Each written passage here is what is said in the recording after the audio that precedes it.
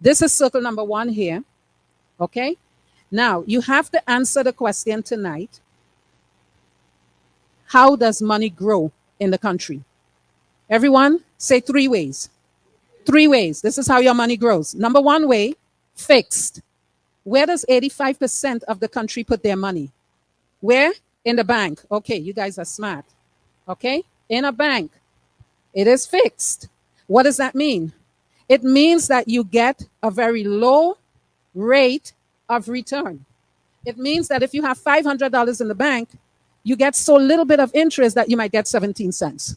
It means you're never going to become wealthy by saving where? In the bank. But how many people put their money in the bank? 85% of the country. Why? Who could tell me why? If you know you're making nothing, why is your money there? Oh, no. We are not ignorant people, right? We just we just have a lack of knowledge, right?